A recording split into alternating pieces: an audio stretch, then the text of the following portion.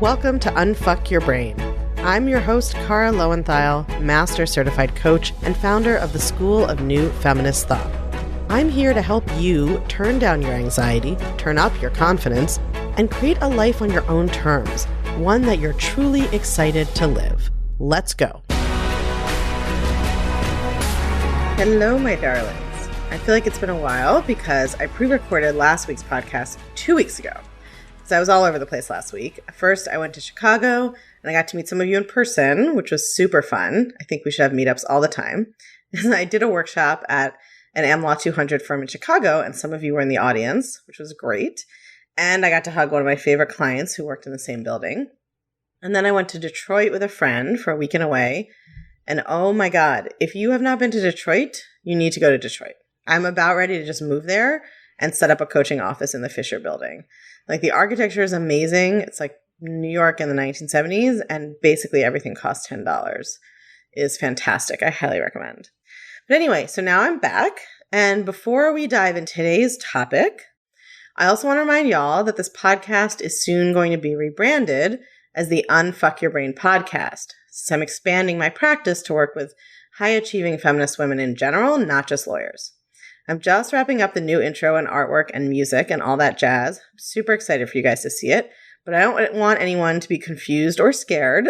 I know change is frightening sometimes, so I'm going to keep reminding you until the transition day comes about what's happening. I don't want anyone to wake up one day and be afraid that the podcast has disappeared on them.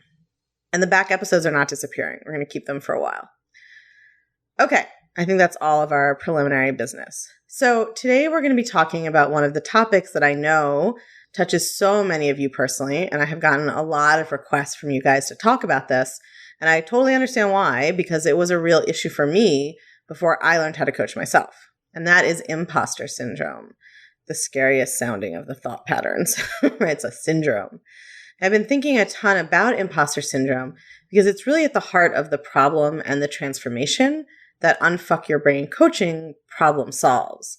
You know, like I often say, the program is for women who believe in empowerment, but often don't feel empowered. And that's exactly what's going on in imposter syndrome. So I know some of you know this term and you've read the think pieces about it. And then some of you probably actually experienced this, but don't know the term. I was just on a consultation call with one of you listeners recently who described this exactly and was like, is there a name for it? Yes, there is a name. The name is imposter syndrome. So how do you know if you have imposter syndrome? Let me give you a few kind of questions and see if you think yes to any of these. Do you ever feel like all of your accomplishments might have been due to luck or chance or appearance or connections or anything else that isn't your own kind of smarts or drive or talent? And sometimes your brain can get really sneaky about this. Like I had a client whose imposter syndrome took the form of saying, oh, I am a really hard worker. But now I'm at this point in my career where I have to also be like a good analytical thinker and I have to be strategic, and I'm not good at those things, right? So it's like she was sort of validating that she had gotten to where she'd gotten through hard work, but she was still telling herself she was an imposter because she was telling herself that she didn't have the sort of real goods, right? Like she just could work hard, like that was no big deal, but she didn't have the real brains for it. Or do you ever worry that you're going to be exposed as a fraud, right? Even when you're well into your career or area of expertise, do you always have the sense that like someone's going to figure out that you don't know what you're doing, or that you made a dumb mistake, or that you're not smart enough or good enough? Do you feel like everyone around you is smarter or works harder and does a better job than you do? Like your brain will really pretend this one is objective, right? I get all my clients are like, everyone else is working harder than I do. I'm like, that can't be possible because you're all telling me the same thing, right? So your brain might be telling you that you aren't as smart as everyone else. You don't work as hard as everyone else. One of the things that's so interesting about imposter syndrome is that it'll take any fact and use it, right? So I have clients saying like, well, I only got this job because I went to Harvard Law School, right? That's my imposter syndrome. And then there's other clients saying, well, I'm an imposter because I didn't go to Harvard Law School. I only went to Michigan State or whatever, right? So it's like your brain will look for whatever is unique to your story and then still turn that around and use that as a reason that you don't fit in and aren't the same as everyone else and are an imposter or are a fraud or are missing something that you need to have. Another question you might ask yourself is, do you find yourself terrified of making mistakes and constantly believing you're likely to make one, no matter how expert you get at your career?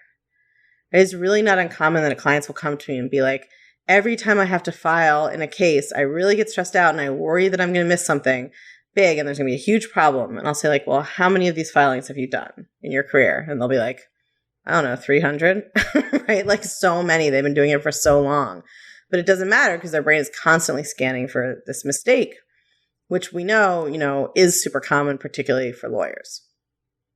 So when you have imposter syndrome, it's not exactly that you don't think you've ever accomplished anything or amounted to anything. It's more subtle than that. Usually you're really high functioning and you see that there are external indications that you're successful and you're skilled, but you don't believe that you are. So you have this cognitive dissonance between what you know other people think about you. Like other people would look at my career and be like, well, she went to Harvard Law School and she clerked on a federal court and she got, the one reproductive rights fellowship in the country her year. And then she got these academic fellowships. Like there's this external evidence that would seem to indicate that I knew what I was doing, right? So when you have imposter syndrome, it's not exactly that you don't think you've ever accomplished anything or amounted to anything. It's kind of not that dramatic. Usually you're really high functioning and you see that there are external indications that you're successful and skilled, but you don't believe that you are. So I had this 100%, right? I could look at my career when I was still practicing and say, all right, I went to Yale, I went to Harvard, I clerked on a federal appeals court, I got the only reproductive rights fellowship in the country my year for litigation. I got these academic fellowships. Like anybody looking at my resume would think that I was clearly like talented and skilled and good at what I did. But I didn't believe it. My brain had a whole bunch of explanations. Well, you only got into Yale because you were a legacy because your mother went there. And then you only got into Harvard Law School because they wanted more women, which like also doesn't make sense. There's still a lot of women in the country, right, that they could have taken. None of this makes sense. And it was like, well, you only got your clerkship because not that many people want to clerk in New Orleans. And then you only got your fellowship because you knew some of the people in those organizations, which again, it's like you could tell that story as I had decided in law school that I wanted that fellowship and I had gotten all the experience you would need and pursued it single-mindedly and developed the relationships I would need and the experience I would need to get it, which is a totally legitimate way to get a fellowship, right? Like that's how you do it. But my brain totally turned that against me and used it as a reason to show that I didn't deserve what I had achieved. So that's what kind of characterizes imposter syndrome. You have this cognitive dissonance between what you know other people think about you or what someone might rationally deduce from looking at your life and how you actually feel inside. So if you're going to define it and boil it down to kind of a sentence, I think that imposter syndrome is essentially the feeling that you are an imposter, not surprisingly, right? The feeling and fear that you'll be found out to be undeserving or unqualified or revealed as a fraud. It sounds like such dramatic language, but that really is how we think about it when we're suffering from this, right? We feel like we're going to be found out. Someone is going to reveal that we don't know what we're doing or we don't deserve to be where we are. It's a totally bizarre fear in many ways. Like I used to literally think that I would be found out as a fraud, even though I had not lied about anything. I was actually a lawyer. That was true. My entire resume was true. Nothing was fraudulent or a lie. But that didn't really matter because the emotional experience I was having was being not good enough. And to me, that is really the underlying truth of imposter syndrome. It's about the not good enough feeling, right? It's about that like fundamental conviction you have that you are unworthy in some kind of unspecified way. And that's what gives rise to the syndrome. And I think the classic sign of imposter syndrome is the phrase, I know rationally X, but I feel like Y, right? Like I know rationally that I have gotten lots of prestigious jobs, but I feel like I don't deserve them. I know rationally that it's better to be alone than in a bad relationship, but I feel like there must be something wrong with me that I haven't found a partner yet. It's so hard to wrap your brain around because it truly does not make sense on the surface. Imposter syndrome feels like there's just no connection between what you can rationally see other people would see about you and how you actually feel, right? So I am going to talk to you guys about how to change imposter syndrome, actually really specifically. But before we talk about how to cure it, we need to understand where it comes from. So this is really one of the main tenets of my coaching and the way that I try to teach you guys on the podcast, which is you want to understand where these things came from. Not in the therapy model where understanding will lead to change, right? I don't think that usually works. It didn't work for, let me say this more concretely, that didn't really work for me. And for a lot of my clients, having insight did not lead to changed behavior. I think a lot of therapeutic models, that's the assumption. Like insight will lead to change. And for some of us, insight just leads to doing the same goddamn thing while knowing why we're doing it, right? So I don't think that insight is enough. But because a lot of what women suffer from is various forms of internalized social conditioning and self-critical thinking that they take to be just true thoughts about themselves, because that's a really big problem for women, I actually think it's super important to talk about where these thought patterns come from. And then we talk about how to change them. But it gives you that perspective and that distance, right? One of the kind of core points of meditation is that it teaches you to disidentify with your thoughts, to see that you are not your thoughts. And what I do is really the same thing in this more analytic way. And one of the ways of doing that is being able to identify, oh, my brain tells me all these things that are wrong with me, and I just believe them. But actually, if I think about it, those sort of came into my brain because society tells all women to criticize themselves in those ways, right? Or sometimes it's the family, whatever it is. So that's why I always take the time to talk about how social conditioning impacts these things. And that's really part of actually why I'm kind of expanding this work beyond just lawyer stress and into the kind of unfuck your brain platform, right? Because I do think it's a bigger mission. And part of that is seeing how social conditioning gets inside our heads and sort of presents itself to us like it's our own thoughts. It's like it goes undercover. It's in disguise. If you worry about what other people are thinking about you, you are not going to want to miss this free training I'm doing called, very relatedly, How to Stop Caring What Other People Think About You. It's fine to want to get along with folks, to want people to have generally a good opinion of you. It's totally human and natural. But we all know that for many women, the fear of what other people think about them can end up becoming all-consuming, and it can really disrupt our self-esteem, our self-confidence, and our relationships with other people because we can't show up authentically and connect intimately and do our best work when we are constantly worried about what other people are thinking. So I am teaching this brand new free training, and it's easy to join us. All you need to do is go to unfuckyourbrain.com/caring or text your email to +1 347 997 1784, and the code word is caring. It's happening June 6th at noon, but there's always a replay, so make sure you sign up. You are not going to want to miss it. So if you're raised as a woman in our society, you're constantly encouraged to second guess yourself, to criticize yourself, and to doubt your own worth. You're told that your appearance is what matters most about you, but that if you care about your appearance too much, you're vain, right? No way to win. You're told that you should want to be smart and ambitious, but that men won't want to be with you if you are. Right? You're told to be bold and confident. That's cool now. But if you talk too much, you're still shrill and aggressive, right? You're told you should be able to stand up for yourself, but that if you're too assertive, you're a bitch. There's no way to win. And it means that even if you didn't absorb the messages that you're inferior, you probably did absorb the messages that you should be constantly doubting your own instincts and inclinations and worrying about whether or not they're justified and how they are perceived, right? All of that goes into creating imposter syndrome. So you've got the cultural conditioning, and then there's the family patterning that a lot of people experience that adds to the problem. So the social conditioning can come through your family, right? That's one version of it. There's also a version where if you're taught that your value is your intelligence and accomplishments, which a lot of us high-achieving women are, we think our brain is like the thing to be proud of, then you'll be terrified of finding out that you're not as smart as you thought, right? Or more importantly, as other people thought. You know, it sounds like encouraging women to, for instance, really focus on their intelligence and their accomplishments as opposed to like how they look or who they marry should lead to high self-esteem. It's like a more feminist perspective. And your parents might even have thought that's what they were encouraging for sure. Like, we're going to teach our daughter to focus on her accomplishments and not her looks.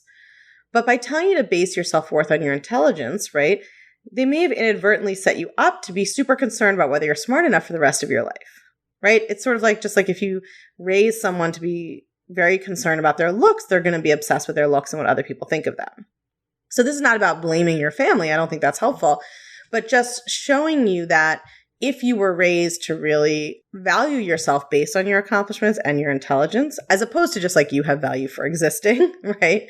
If you were raised to really value yourself based on your accomplishments, and you have also absorbed any kind of critical talk, any critical patterns in your family, or the social conditioning of encouraging women to doubt themselves and worry about what other people think, those things can combine to make you really fixated on whether you're smart enough, whether you're good enough, whether you deserve to be where you are, and how you might be kind of fooling everyone in your career. So social conditioning plus family baggage plus self-critical thoughts all day long. I mean, talk about the self-talk soundtrack, right? Which we talked about in a previous podcast. The imposter syndrome is a form of your own self-talk. That's what really creates it. All of the social conditioning and the family conditioning, everything else gets internalized and then repeated back to you in your own voice, in your own self-critical thoughts, right? That's your self-talk, and that's what really creates it. So what are the impacts of imposter syndrome? First of all, it just feels terrible, right? We're encouraged to spend tons of money on how we look to others, like our clothes and our shoes and our makeup and workout trends and diet books and cleanses and everything else. But society doesn't teach us to invest in our own mental health. And in fact, as women, we're socialized to think that we are oversensitive or silly when we have strong feelings. So I always like to say, just first things first, you feeling shitty is a problem worth solving in and of itself, right? Just the fact that you feel like an imposter is a problem worth solving because it's really unpleasant, right? And how you feel your mental health, it does impact everything else in your life, right? And we can talk about that, but also it just feels terrible, and you not feeling terrible is something that is worth investing your time and money in. That actually does matter despite what society tells you. So that's the baseline. But it's also worth solving imposter syndrome because of the way it interferes with you getting what you want in life, right? The imposter syndrome voice will drive you to really focus and prioritize external validation, right? What other people think of you, getting those brass rings, and to really shy away from risks and change and doing something unconventional that you really want to do, right? You feel insecure, so you don't go for the promotion. You don't negotiate for the raise. You don't ask that cute guy or girl out. You don't set boundaries with your mom about what she can say to you about your body. You don't wear that bikini even though you want to. You'll hold yourself back in life, and you'll undermine your own success and happiness because you're convinced that you don't deserve it and that it can be snatched away at any moment if the truth is revealed. And because you don't believe you can even get it, right? If you're an imposter, why would you be able to get a promotion? Why would you invite that level of scrutiny, right? What if someone finds out during the process? So imposter syndrome does not go away on its own. This is so important because it often combines with perfectionism, and our brain kind of lies to us and tells us that if we just get that next goal, then we'll be able to believe that we're worthy, right? I used to do this all the time. It's like, oh, okay, well, my litigation fellowship didn't count because I had, planned for it and worked for it and gotten to know the people I needed to get to know and gotten the expertise I needed. So for some reason that didn't count. But if I got an academic fellowship, like academics are super smart. So if I got an academic fellowship, then I could feel okay. I got an academic fellowship. I got several offers. Shockingly, I did not feel any better, right? There's no level of accomplishment that will mute those voices in your head. The thoughts they're offering you that you don't deserve your success, that you accidentally got where you are, that you're not smart enough or good enough, that someone's going to figure it out, right? Those thoughts can apply at any level of your career, at any year of your marriage, right? I mean, I'm always astounded how many of my clients have been in relationships for 10 or 15 years and still worry that at any moment their partner is going to decide they don't love them or find out they're unworthy. It can apply at any weight or body size, in any friendship or relationship. There's nothing you can change externally that will resolve those internal voices. So how do we solve it? This is going to shock you guys, but we have to change our thoughts. I know you did not see that coming. So the tool that you can use to get from your current imposter syndrome to actually believing in yourself is called the thought ladder. So the thought ladder is a 3-step process that actually helps you change your brain so that over time you naturally will think more helpful and empowering thoughts. Step 1, we always start, in any tool I teach you, we always start with figuring out what you are thinking about yourself now. So this might be something like, I don't belong here, or I'm not as good as my colleagues, or someone is going to figure out that I'm not smart enough. Whatever you're currently thinking about yourself goes at the bottom of the ladder. And it's really important you just pick one. You can do the ladder as many times as you want, but each ladder needs to start with one single thought. If you put too many thoughts down there, you will get overwhelmed and you'll just feel like, how can I change all of these? You don't need to. You just start with one thought. So you figured out what you think now, and the next step is to brainstorm what you wish you could believe about yourself. So this will be something you don't believe right now. That's okay. That's a really important thing to understand. This step 2, this goal thought, this thing you wish you could believe about yourself, you don't believe it right now, and that's totally fine. So you can dream big. It can be a thought like, I'm incredible at this job, or I can achieve anything I want, or I'm smart enough to succeed in any position I choose. Right? This thought goes to the top of your thought ladder. It's your goal thought, the thought you don't believe now, but you'd like to. It's important because it shows us where we're going. It's like knowing the end of the path. And then step 3, this is where the real magic happens. You're going to brainstorm 3 thoughts that you could try to think now. So these thoughts should be more neutral or positive than your current thought, right? So if your current thought is, I don't belong here, and your goal thought is, I'm the best here, right? You're going to go for something in between. Like, I've gotten good reviews at this job, or they hired me because they thought I would do a good job, or I've accomplished many things in my life, even though I felt insecure at the time, or I have equivalent experience and skills as my colleagues, right? These are not like, I'm amazing on top of the world thoughts, and that's fine. That's good. You don't believe the amazing I'm on top of the world thoughts. We want to find a thought that is just a step up. It's really in between the current thought and the goal thought. It needs to be a thought you can believe now. Here's how you tell if you believe a thought. You think the thought, and then you check in your body and see if it feels any better than what you usually think. If it does, then you believe it. It might just be a little bit better. That's okay. Baby steps are awesome. So you have to make sure you can believe it, right? It won't feel amazing necessarily, but it should feel better than what you usually are thinking about yourself. So I kind of lied. It was a baby lie because there is a 4th step. You have to practice whichever thought you brainstormed that you liked the best. Or you can practice all of them, right? We came up with 3 in the example.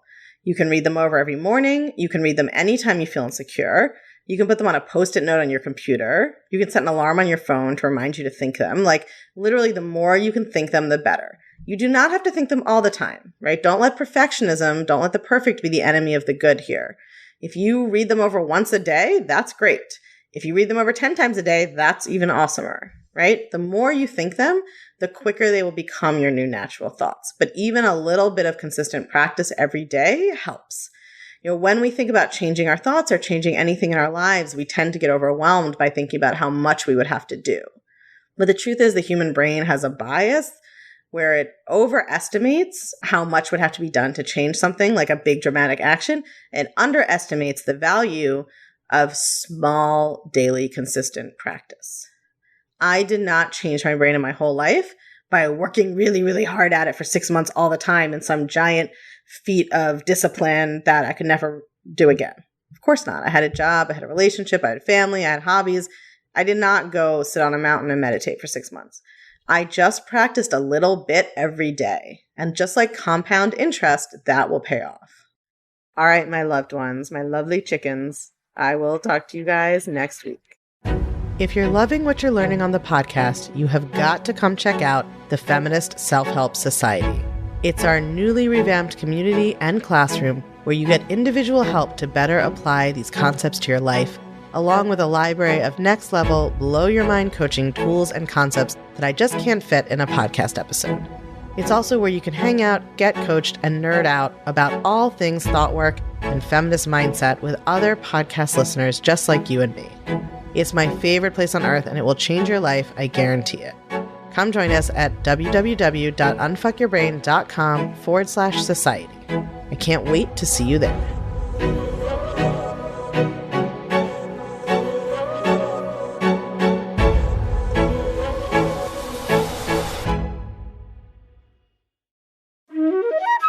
Don't forget, I am teaching my brand new, totally free training, How to Stop Caring What Other People Think, on Friday, June 6th at noon. Totally fine if you can't make it live. There's always a replay, but if you can, you should come because it's going to be interactive. We're going to be doing some coaching exercises, and I'm going to teach you how to retrain your brain to focus less on what other people think about you and more on building up your own confidence so you can go out and be whoever you want to be without spending an iota of your time worrying what other people think about it. Go to unfuckyourbrain.com/caring or text your email to +1 347 997 1784. Code word is caring. I'll see you there.